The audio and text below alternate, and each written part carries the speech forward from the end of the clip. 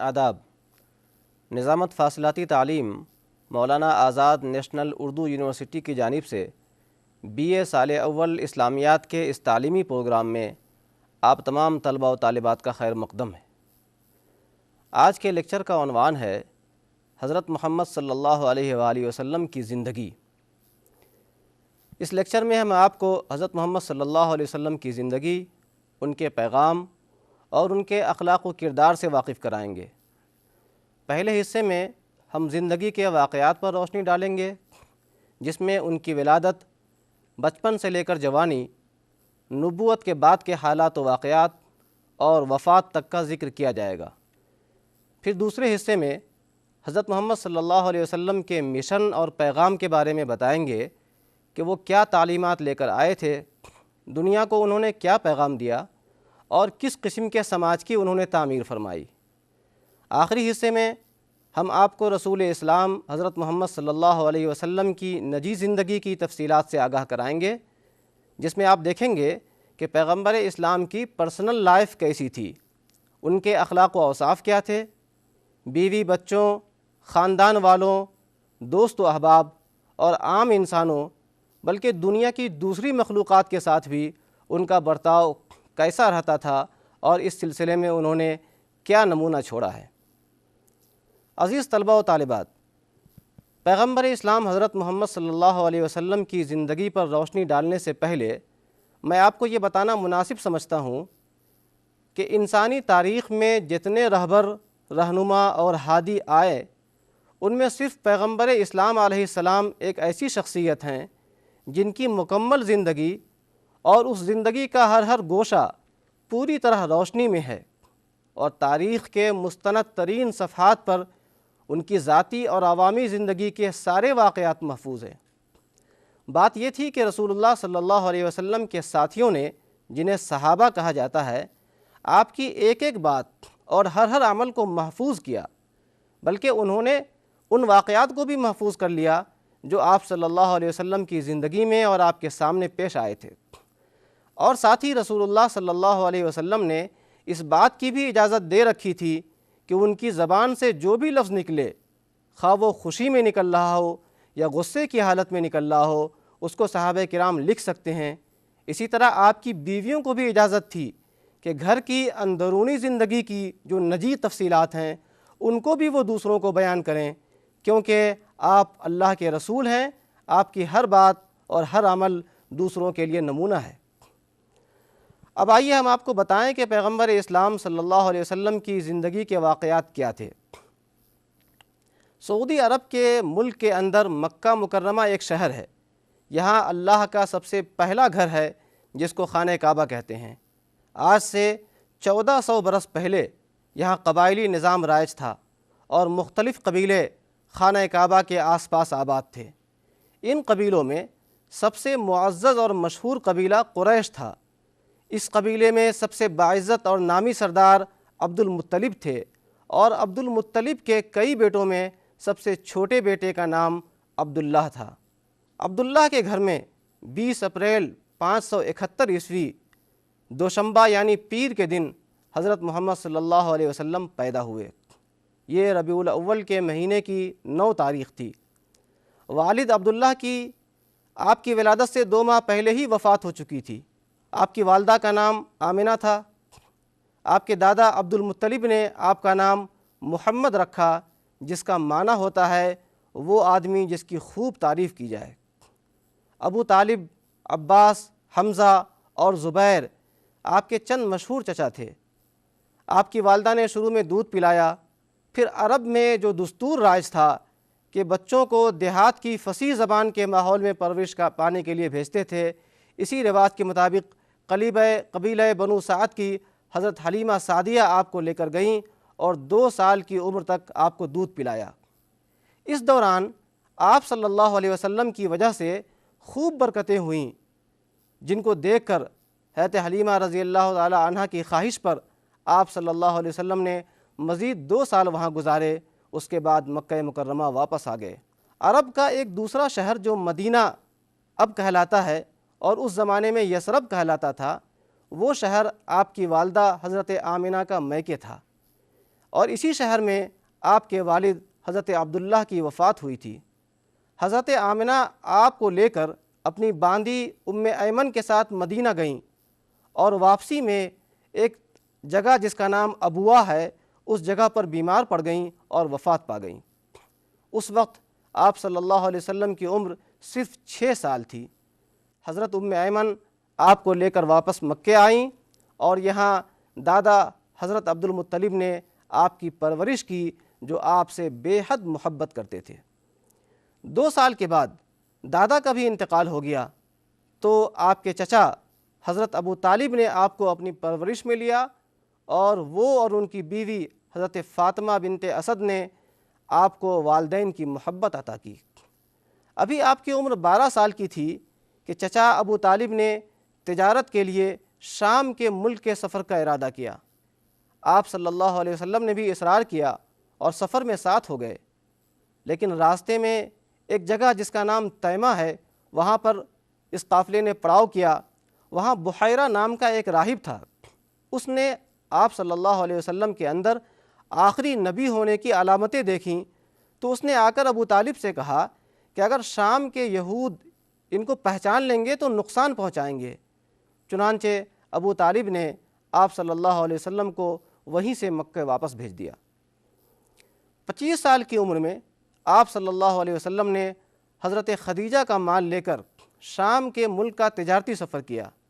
اس سفر میں حضرت خدیجہ کا غلام میسرہ جس کا نام تھا، وہ بھی آپ کے ساتھ تھا۔ اس تجارت میں بہت نفع ہوا۔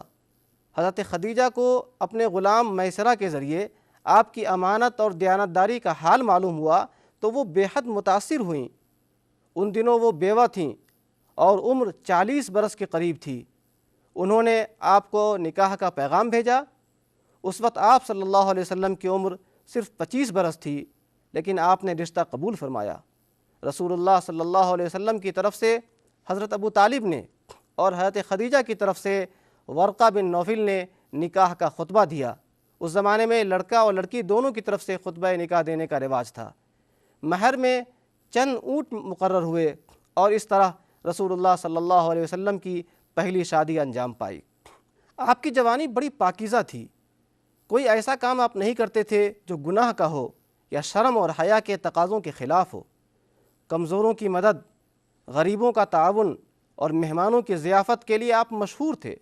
سچائی اور امانت داری کا یہ حال تھا کہ مکے کے لوگ آپ کو الصادق یعنی سچا اور الامین یعنی امانت دار کہہ کر پکارتے تھے۔ اسی زمانے کی بات ہے کہ ایک مرتبہ خانہ کعبہ کی تعمیر ہو رہی تھی۔ حجر اسود کو اس کی جگہ پر رکھنے کے معاملے میں قبائل کے درمیان کشمکش شروع ہو گئی، اور طے یہ پایا کہ کل صبح سویرے سب سے پہلے جو خانہ کعبہ آئے گا وہ اس جھگڑے کا فیصلہ کرے گا۔ دیکھیے خدا کی قدرت کہ کل سب سے پہلے آنے والے آپ صلی اللہ علیہ وسلم ہی تھے۔ آپ نے یہ تدبیر کی کہ ایک چادر منگائی اور حجر اسود کو اس چادر میں رکھ دیا، اور ہر قبیلے کے نمائندے سے کہا کہ آؤ اور مل کر اس چادر کو اٹھا لو۔ اس طرح آپ کے حسن تدبیر سے ایک بڑی لڑائی ٹل گئی۔ جب آپ صلی اللہ علیہ وسلم کی عمر 40 برس کے قریب ہوئی تو آپ تنہائی پسند ہو گئے۔ مکے سے باہر ایک پہاڑی کے غار میں جا کر کئی دنوں تک غور و فکر میں مشغول رہتے۔ اسی غار میں ایک مرتبہ اللہ کے فرشتے حضرت جبرائیل علیہ السلام آئے اور قرآن کریم کی پہلی آیات آپ کو سنائیں۔ یہ نبوت کا آغاز تھا۔ نبوت ملنے کے بعد آپ نے لوگوں کو دین کی طرف بلانا شروع کیا۔ پہلے 3 سال تک خاموشی سے لوگوں کو دعوت دیتے رہے، پھر اللہ کا حکم آیا کہ دین حق کا پیغام کھلم کھلا لوگوں کو پہنچائیں۔ تب آپ نے اپنے خاندان والوں اور عام لوگوں کو کھلے عام دین کی باتیں بتانی شروع کیں۔ آپ نے کہا کہ اللہ صرف ایک ہے، اس کے سوا کوئی معبود نہیں، اور میں اللہ کا رسول ہوں۔ عبادت صرف اللہ کی کرو اور اس کے ساتھ کسی کو شریک مت ٹھہراؤ۔ آپ کی دعوت کو جن لوگوں نے سب سے پہلے قبول کیا ان میں عورتوں میں آپ کی بیوی حضرت خدیجہ ہیں، مردوں میں آپ کے سب سے قریبی دوست حضرت ابوبکر صدیق، بچوں میں آپ کے چچا زاد بھائی حضرت علی، اور غلاموں میں آپ ہی کے خادم حضرت زید بن حارثہ ہیں۔ پھر آہستہ آہستہ لوگ اسلام قبول کرتے گئے۔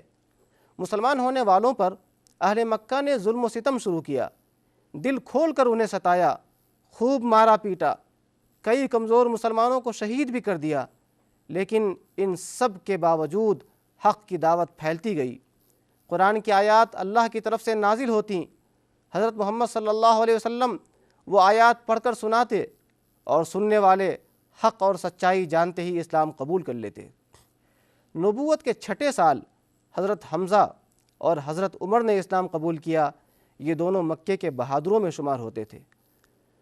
حج کے موقع پر یا مکے کے بازار میں لگنے والے میلوں کے اندر بھی جا کر آپ دین کا پیغام لوگوں کو سناتے۔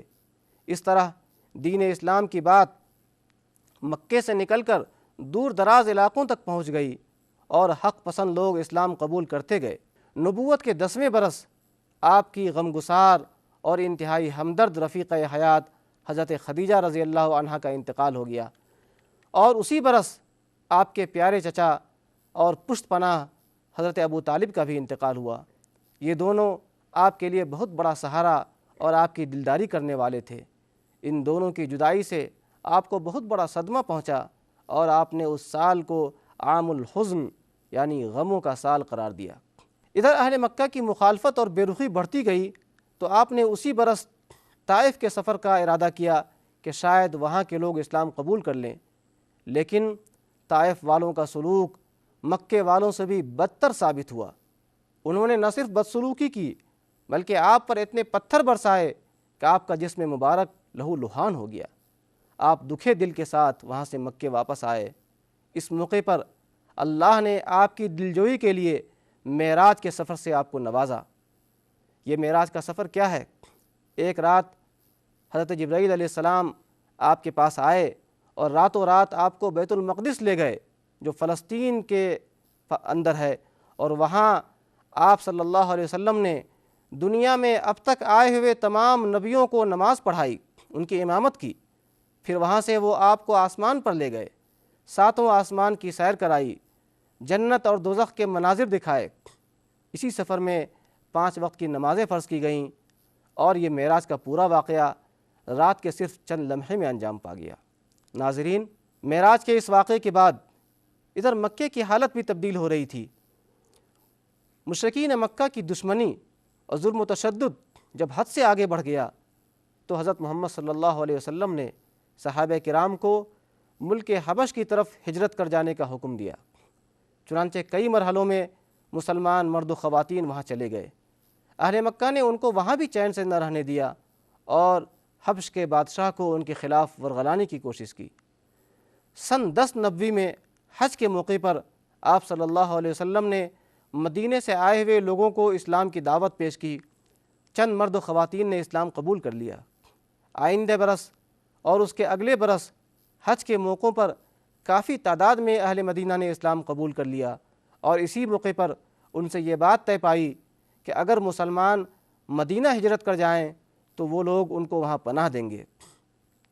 پھر اللہ رب العالمین کی طرف سے اجازت ملنے پر صحابہ کرام آہستہ آہستہ مدینہ ہجرت کر گئے، اور آخر میں خود آپ صلی اللہ علیہ وسلم کو ہجرت کی اجازت ملی اور آپ نے حضرت ابوبکر صدیق رضی اللہ تعالیٰ عنہ کے ساتھ مدینہ کی طرف ہجرت فرمائی۔ ہجرت کی اس رات میں ایک خطرناک پلان کے تحت مکے کے مختلف قبیلوں کے نوجوانوں نے تلوار لے کر آپ کے گھر کا محاصرہ کر لیا تھا کہ آپ جیسے ہی نکلیں آپ کا کام تمام کر دیا جائے، لیکن اللہ کی مدد شامل حال تھی۔ آپ ایک مشت خاک، ایک مٹھی مٹی لے کر ان کے اوپر سروں پر پھینکتے ہوئے گھر سے باہر نکل گئے اور کسی کو خبر بھی نہ ہو سکی۔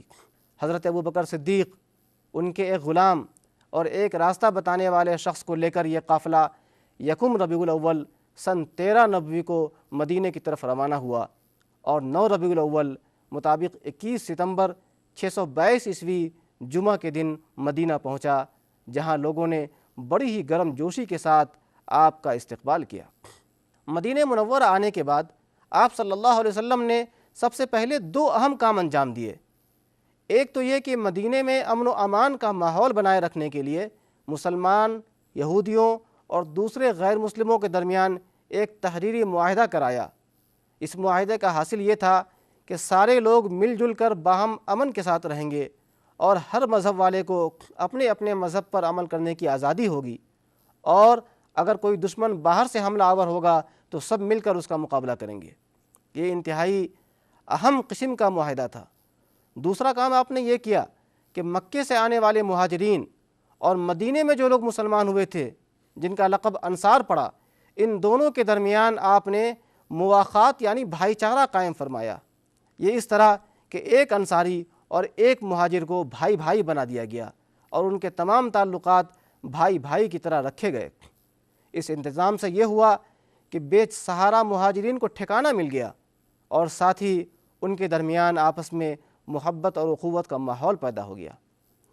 لیکن مدینے میں مسلمانوں کا چین و سکون سے رہنا اور اپنے دین کی تبلیغ کرتے رہنا مکے کے مشرکوں کو گوارا نہ ہوا، اور انہوں نے مسلمانوں کے خلاف جنگی مہمات شروع کر دیں۔ ان کی طرف سے پہلا حملہ رمضان سن 2 ہجری میں مدینے کے قریب ہوا، اور اسی جگہ پر بدر نام کے ایک میدان میں مسلمانوں کے ساتھ ان کا مقابلہ ہوا۔ اس میں 313 مسلمانوں کو 1000 اہل مکہ پر فتح حاصل ہوئی۔ اس شکست کا بدلہ لینے کے لیے اہل مکہ نے 3000 لشکر کے ساتھ دوبارہ مدینے پر دھاوا بولا۔ احد پہاڑ جو مدینے کے قریب میں ہے اس کے دامن میں یہ مقابلہ ہوا، اور 700 مسلمانوں نے ان کا اس طرح مقابلہ کیا کہ بہت ہی نقصان کے ساتھ انہیں واپس لوٹنے پر مجبور کر دیا۔ پھر ہجرت کے 5ویں سال اہل مکہ نے کئی عرب قبیلوں کو ساتھ ملا کر 10,000 کا لشکر لے کر مدینے کی چھوٹی بستی پر حملہ کیا۔ مسلمانوں نے اپنی حفاظت کے لیے مدینے کے اطراف میں خندق کھود لیا، لیکن دوسری طرف ہوا یہ کہ اہل مکہ میں کسی وجہ سے آپس میں ہی اختلاف پھوٹ پڑ گیا اور وہ ناکام واپس لوٹ گئے۔ ہجرت کے 6 سال حضرت محمد صلی اللہ علیہ وسلم 1400 مسلمانوں کے ساتھ خانہ کعبہ کا عمرہ کرنے کے ارادے سے نکلے۔ مسلمان احرام کی حالت میں تھے اور قربانی کے جانور ساتھ تھے تاکہ کسی کو غلط فہمی نہ ہو، لیکن پھر بھی مکے والوں نے آپ صلی اللہ علیہ وسلم اور ان کے ساتھیوں کو مکے میں داخل نہیں ہونے دیا۔ رسول اکرم صلی اللہ علیہ وسلم نے جھک کر اہل مکہ کی ہی شرطوں پر ان سے نا جنگ معاہدہ کر لیا اور واپس چلے گئے۔ یہ معاہدہ حدیبیہ نام کے ایک مقام پر ہوا تھا، اس لیے تاریخ میں اسے صلح حدیبیہ کے نام سے جانا جاتا ہے۔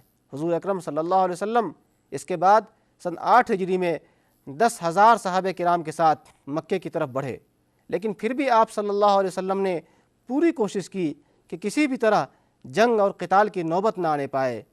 چنانچہ انتہائی پرامن طریقے سے مکہ مکرمہ کا شہر فتح ہو گیا۔ یہ مکہ شہر جہاں آپ صلی اللہ علیہ وسلم اور بے کس مسلمانوں کو سخت اذیتیں دی گئی تھیں، ان کو ان کے گھر سے اور کاروبار سے نکال دیا گیا تھا، ان پر مسلسل جانی اور مالی حملے کیے گئے تھے، فتح یابی کے بعد آپ صلی اللہ علیہ وسلم نے ان تمام ظالموں اور مجرموں کو یک قلم معاف کر دیا اور کسی سے کوئی بدلہ نہیں لیا۔ ہجرت کے 9ویں سال عرب اور جزیرۃ العرب کے باہر سے مختلف قبائل کے وفود رضاکارانہ طور پر مدینے آئے۔ یہاں انہوں نے اسلام کو قریب سے دیکھا، اس کی تعلیمات کو سمجھا اور مسلمانوں کے پاکیزہ اور منصفانہ معاشرے کو دیکھ کر اسلام قبول کرتے گئے اور بڑی تعداد میں لوگ مسلمان ہو گئے۔ ہجرت کے 10ویں سال آپ نے حج کرنے کا اعلان فرمایا۔ اس حج میں 1 لاکھ سے زیادہ صحابہ کرام آپ کے ساتھ ہوئے۔ اندازہ لگائیے کہ اس وقت تک 1 لاکھ سے زیادہ لوگ اسلام کی دعوت کو سن کر اس کے پیغام کی سچائی سے واقف ہو کر اس حلقے میں داخل ہو چکے تھے۔ یہ آپ صلی اللہ علیہ وسلم کی زندگی کا آخری حج تھا، اس لیے اس کو حجۃ الوداع کہتے ہیں۔ اس حج میں آپ نے لوگوں کو حج کے احکام سکھائے اور مکہ، منا اور عرفات کے میدانوں میں وہ عظیم الشان خطبات دیے جن میں انسانی عظمت، بنیادی انسانی حقوق اور کمزوروں اور عورتوں کے حقوق کا اعلان کیا۔ ہجرت کے 11ویں سال اس حج سے واپس آنے کے بعد آپ کی علالت اور بیماری کا سلسلہ شروع ہوا اور 12 ربیع الاول دوشنبہ کے دن 63 برس کی عمر میں آپ صلی اللہ علیہ وسلم کی وفات ہوئی اور مسجد نبوی سے متصل اپنے حجرے میں مدفون ہوئے۔ رسول اکرم صلی اللہ علیہ وسلم کی پہلی شادی 25 برس کی عمر میں 40 برس کی بیوہ حضرت خدیجہ سے ہوئی، جن سے آپ کی 4 بیٹیاں اور 3 بیٹے ہوئے۔ ان کی وفات کے بعد آپ صلی اللہ علیہ وسلم نے 50 برس کی بیوہ حضرت سودا سے نکاح کیا۔ اس کے بعد اللہ کے حکم سے مختلف اوقات میں مختلف مصلحتوں کے تحت آپ کے کئی نکاح ہوئے۔ کل 11 بیویاں ہوئیں جو تمام مسلمانوں کی مائیں ہیں۔ ان کے نام ہیں حضرت خدیجہ، حضرت سودا، حضرت عائشہ، حضرت حفصہ، حضرت زینب بنت خزیمہ، حضرت ام سلمہ، حضرت زینب بنت جحش، حضرت جویریہ، حضرت ام حبیبہ، حضرت صفیہ اور حضرت میمونہ۔ ان ازواج مطہرات کے ذریعے آپ صلی اللہ علیہ وسلم کی نجی زندگی کی تفصیلات اور خواتین سے متعلق مسائل اور دین کے احکام کی بڑے پیمانے پر اشاعت ہوئی۔ آپ کی 4 صاحبزادیاں اور 3 صاحبزادے ہوئے۔ صاحبزادیوں کے نام ہیں حضرت زینب، حضرت رقیہ، حضرت ام کلثوم اور حضرت فاطمہ، اور صاحبزادوں کے نام ہیں حضرت عبداللہ، حضرت قاسم اور حضرت ابراہیم۔ آپ کے تینوں صاحبزادے بچپن ہی میں وفات پا گئے۔ عزیز طلباء و طالبات، آپ نے اب تک پیغمبر اسلام حضرت محمد صلی اللہ علیہ وسلم کی زندگی کے بارے میں تفصیلی واقعات سنے۔ آئیے اب ہم آپ کو اس بات سے واقف کرائیں کہ حضور اکرم صلی اللہ علیہ وسلم کیا مشن لے کر آئے تھے، دنیا کے سامنے کیا تعلیمات آپ نے پیش فرمائیں اور کس قسم کے سماج کی تعمیر کی۔ ناظرین، اسلام کی تعلیمات میں سب سے پہلے توحید ہے۔ قرآن کی سورہ اخلاص میں یہ تعلیم اس طرح دی گئی ہے: اے نبی، آپ کہہ دیجئے کہ اللہ ایک ہے، وہ بے نیاز ہے، اس نے کسی کو نہیں جنا اور نہ وہ کسی سے جنا گیا ہے، اور اس کے برابر کوئی نہیں ہے۔ رسول اللہ صلی اللہ علیہ وسلم نے اس بات کی تعلیم دی کہ اللہ ہی نے تمام انسانوں، تمام جانداروں، زمین اور پانی کی تمام مخلوق، زمین و آسمان، سورج، ستارے، سیارے اور پوری کائنات کو پیدا کیا ہے۔ وہی اولاد دیتا ہے، وہی تمام مخلوقات کو کھانا اور پانی دیتا ہے۔ زمین اور کائنات کی ہر چیز اسی کے حکم سے انجام پاتی ہے اور وہ ہر چیز پر قادر ہے۔ زندگی اور موت وہی دیتا ہے اور اچھی بری تقدیر کا مالک وہی ہے۔ رسول اکرم صلی اللہ علیہ وسلم نے توحید کے ساتھ رسالت اور آخرت کے عقیدے کی تعلیم دی۔ رسالت کا مطلب یہ ماننا ہے کہ اللہ نے ہر قوم میں اپنا ایک رسول بھیجا۔ سب سے آخر میں حضرت محمد صلی اللہ علیہ وسلم آئے، جو رہتی دنیا تک تمام انسانوں کے لیے خدا کے رسول ہیں۔ اللہ نے لوگوں کی رہنمائی کے لیے اپنے کچھ رسولوں کے پاس کتابیں بھیجی۔ قرآن اللہ کی آخری کتاب ہے جس میں آئندہ تمام زمانوں کے لیے لوگوں کی ہدایت موجود ہے۔ اور آخرت کے عقیدے کا مطلب یہ تسلیم کرنا ہے کہ دنیا کے بعد ایک دوسری زندگی میں تمام انسانوں کو دوبارہ زندہ کیا جائے گا، جو انصاف اور بدلے کا دن ہوگا، اور اس میں تمام انسانوں کو ہر اچھے اور برے کام کا ضرور بدلہ دیا جائے گا۔ رسول اللہ صلی اللہ علیہ وسلم نے بتایا کہ تمام انسان ایک آدم کے اولاد ہیں اور سب برابر ہیں، ان میں رنگ و نسل اور زبان و علاقے کی بنیاد پر کوئی کسی سے برتر نہیں ہے۔ اللہ کے نزدیک سب سے باعزت وہ ہے جو سب سے زیادہ اللہ سے ڈرنے والا ہے۔ آپ نے یہ بھی بتایا کہ ہرے بھرے درختوں کو نہ کاٹو، پانی کو آلودہ نہ کرو، نہ ضرورت سے زیادہ پانی خرچ کرو، عوامی مقامات پر گندگی نہ پھیلاؤ، اور صفائی آدھا ایمان ہے۔ اسی طرح آپ صلی اللہ علیہ وسلم نے تعلیم دی کہ ناحق کسی انسان کی جان لینا، زنا کرنا، کسی پاک دامن خاتون پر جھوٹی تہمت لگانا، جھوٹی گواہی دینا، ماں باپ کی نافرمانی کرنا، سود کھانا، یتیم اور بے سہارا بچوں کا مال کھا جانا، دوسروں کا حق ہڑپ لینا، دھوکہ دینا، جھوٹ بولنا اور دوسروں کے لیے برا چاہنا جیسی باتیں بہت بڑے گناہ ہیں، اور ان پر اللہ بہت سخت سزائیں دے گا۔ رسول اللہ صلی اللہ علیہ وسلم نے ان تعلیمات کے ساتھ ساتھ زندگی کے مختلف میدانوں سے متعلق تفصیلی احکام، قوانین اور قومی و بین الاقوامی امور کے بارے میں ہدایات عطا فرمائی۔ رسول اللہ صلی اللہ علیہ وسلم نے نبوت ملنے کے بعد 13 برس تک مکہ مکرمہ میں اور 10 برس مدینہ منورہ میں رہ کر مسلمانوں کی تربیت فرمائی اور انہیں اسلامی تعلیمات کے سانچے میں ڈھال دیا۔ اس طرح آپ نے ایک ایسا سماج تشکیل دیا جہاں تمام اعلیٰ انسانی قدریں جلوہ گر تھیں۔ اس معاشرے میں رہنے والے لوگ صاف دل، خدا ترس اور انسانیت کی فلاح و بہبود کے جذبات سے آراستہ تھے۔ ان کے اندر ایثار تھا، خود غرضی نہیں تھی۔ وہ قانون کے پابند تھے اور ظلم اور برائی سے دور تھے۔ علم سیکھنا اور سکھانا اور دوسروں کے کام آنا ان کا شیوا تھا۔ ان کی زبان سچی، ان کا کردار پاکیزہ اور امانت و دیانت ان کی عادت تھی۔ مجموعی طور پر ایسی خوبیوں سے آراستہ وہ معاشرہ تھا جس کی تعریف خود اللہ نے قرآن کریم کے اندر کی ہے۔ رسول اللہ صلی اللہ علیہ وسلم کی زندگی اور آپ کے مشن و تعلیمات سے آگاہ ہونے کے بعد اب ہم آپ کو سبق کے آخری حصے میں لیے چلتے ہیں، جس میں ہم آپ کو بتائیں گے کہ آپ نے نجی زندگی کیسی گزاری، آپ کے اخلاق و کردار کیسے تھے، اور آپ نے اپنوں اور غیروں بلکہ دنیا کی دیگر جاندار مخلوقات کے ساتھ کیا برتاؤ فرمایا تھا۔ حضرت محمد صلی اللہ علیہ وسلم کے بارے میں مستند طور پر معلوم ہے کہ آپ اخلاق و کردار کے انتہائی اعلیٰ معیار پہ تھے۔ کبھی آپ نے زبان سے کوئی برا لفظ نہیں نکالا، نہ کبھی کسی کی دل آزاری کی۔ اپنی ذات کے لیے آپ نے کبھی بدلہ نہیں لیا اور نہ کبھی کسی مرد یا عورت یا بچے پر ہاتھ اٹھایا۔ آپ پردہ نشین عورتوں سے زیادہ حیادار تھے، کبھی کوئی گناہ کا کام نہیں کیا۔ آپ بہت ہی رحم دل اور محبت و شفقت کرنے والے تھے، اور آپ کے تمام ساتھی آپ سے بے انتہا محبت کرتے تھے۔ آپ بڑے مہمان نواز، غریبوں کی مدد کرنے والے، بے کسوں کے سہارا اور مصیبت میں ہر انسان کے کام آنے والے تھے۔ گھر کے اندر آپ ایک عام فرد کی طرح رہتے تھے، گھر کے کام کاج میں ہاتھ بٹاتے، خود سے بکری دودھ لیتے اور جوتے کی مرمت کر لیتے۔ اپنی بیویوں، بیٹیوں اور دوسری عورتوں کا بہت خیال رکھتے تھے۔ بچوں سے آپ بہت محبت کرتے تھے۔ آپ نے ہمیشہ دشمنوں کو معاف کیا اور ان کے ساتھ ہمدردی کی۔ مکے کے لوگوں نے آپ کو بے انتہا ستایا، لیکن جب وہاں قحط پڑا تو آپ نے ان کی مدد کی، اور مکہ فتح ہوا تو تمام ظالموں کو معاف کر دیا۔ اس یہودی خاتون کو بھی آپ نے معاف کر دیا جس نے آپ کے کھانے میں زہر ملا کر آپ کو مارنے کی کوشش کی تھی۔ آپ کی رحمت انسانوں پر ہی نہیں بلکہ جانوروں اور دیگر جانداروں پر بھی تھی۔ ایک چڑیا کے بچے کو کسی نے پکڑ لیا اور چڑیا پھڑپھڑانے لگی تو آپ ناراض ہوئے اور حکم دیا کہ اس بچے کو چھوڑ دو۔ ایک بلی کو باندھ کر بھوکے رکھنے والے کو آپ نے جہنم کا مستحق بتایا۔ ناظرین، یہ تھی پیغمبر اسلام حضرت محمد صلی اللہ علیہ وسلم کی زندگی، آپ کی تعلیمات اور آپ کے اخلاق و کردار کی مختصر تفصیل۔ اگر آپ اس موضوع پر مزید مطالعہ کرنا چاہیں تو آپ ان کتابوں سے استفادہ کر سکتے ہیں۔ سیرت النبی، رحمت للعالمین، نبی رحمت محمد عربی۔